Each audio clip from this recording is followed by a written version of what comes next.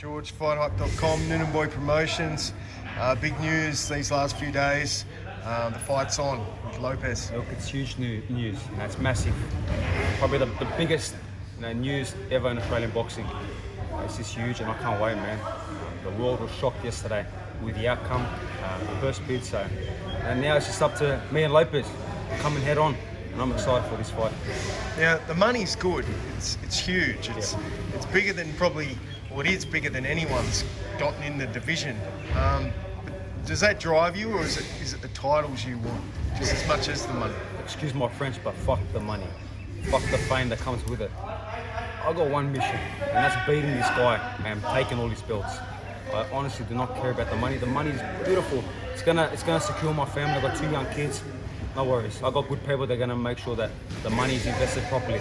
But it's not about the money. If it was about the money, I would have quit a long time ago, because when you're coming up in your career, the money's not big. You got to work hard to get to that. So this is not about money. This is not about fame. This is not about anything but one thing: about me and Lopez and taking his belts.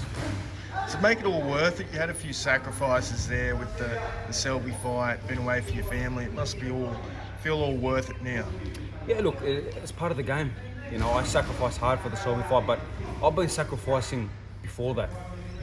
I've done 3 world title campaigns with Manny Pacquiao away from my family in the Philippines, where Philippines is a dangerous place as well.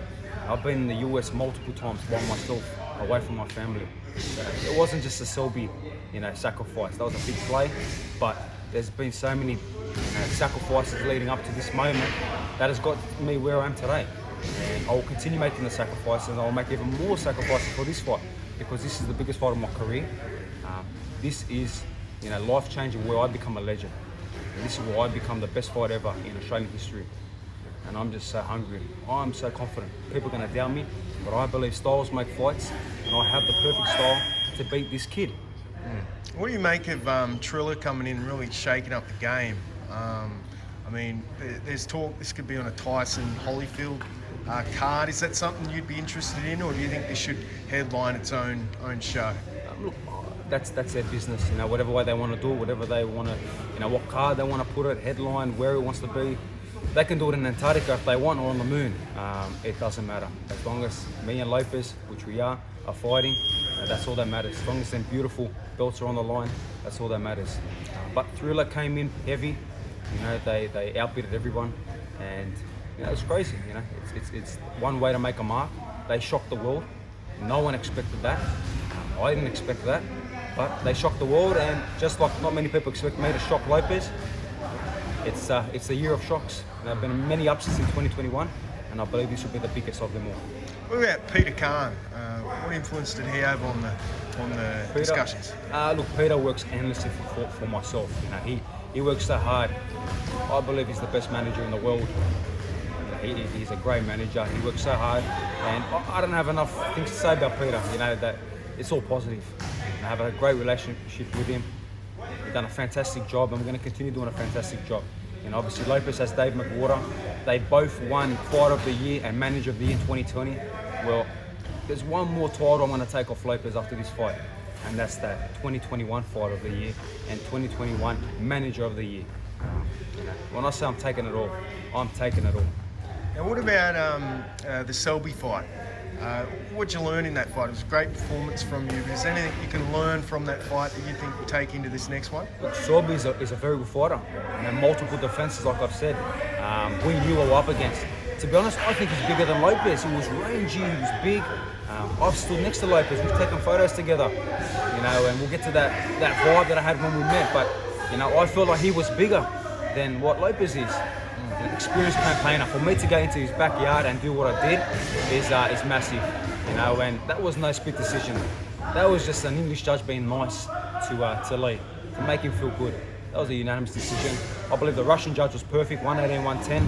I've rewatched the fight multiple times, and I was being super fair. Close round I gave to him, and it was still 118, 110. So that's decisive. Same with Mickey Bay. That was no split decision. I was just being nice to Mickey Bay. And people forget, they say, split decision against 2 former world champs. They weren't split decisions. Watch the fight properly. Think where I'm coming, whose yard I'm coming into. Now, if someone comes into your backyard, and you got your friends there, they're going to all be nice to him? No, I'm sure 1 or 2 are not going to be nice to him. Thank God that we got the right decision and the right man won, and we're here today. What do you think of Loma Lopez, that fight? Look, good performance by Lopez. I'm not going to take it away from him, but Lomachenko threw 3.5 punches in the first 7 round. 3.5. So I intend to throw many, many more punches than that. And when he did turn it up with one shoulder, we saw what happened. So we know what we're going to do. I'll take many holes from that game of what Lomachenko had done well in the last 6 rounds, and I'll take obviously a lot from what Lopez done well and what he done wrong as well. I saw many, many holes. So what makes Geroge Kambosos different to Lomachenko? Look, I'm hungry. I don't believe Lomachenko was hungry at all. I've got 2 hands, 2 arms, not just one. He's been there, he's done it, he's got big money. That drive, you lose that drive. And like I said, forget the money. But when these guys reach the top and they start getting a lot of money coming in, they lose that drive. I got this burning desire. And I bet you Lopez had the same burning desire when no one believed he'll beat Lomachenko. Same burning desire that I have. Not many people believe I'm going to beat Lopez, but it'll be a massive shock. My team, people around me know what I'm about. I've put it on the line, and I can't wait for this fight. Any word on a date or time, venue, any of that sort of thing? Yeah, that's up to Triller. I'm hearing May. I'm hearing the US, but like I said, I'll fight him anywhere. If he wants, I'll fight him in his house. I don't care. All these other fighters that he's fought have been scared of him. I ain't worried about you, man. I don't care about you. I care about what you have, your belts. So, man, we'll do it today if they want. I'll fly there and we'll do it. So you're in training camp now? I've been in training camp since the Selby fight. I told you, and told the media and told Sky Sports after the Selby fight, I'm going to go train. I went and trained. I'm hungry. I'm just so hungry. I live for this sport, and I get goosebumps when I talk about this sport because I put my heart and soul into it. And I'm there now. It's the biggest moment of my career. Huge moment for Australian boxing. Huge moment for Greek boxing, where boxing in Greece is not massive, but I'm here to change that. I'm here to show you that a fighter with so much hunger and belief can shock the world. Just like he shocked the world with Lomachenko,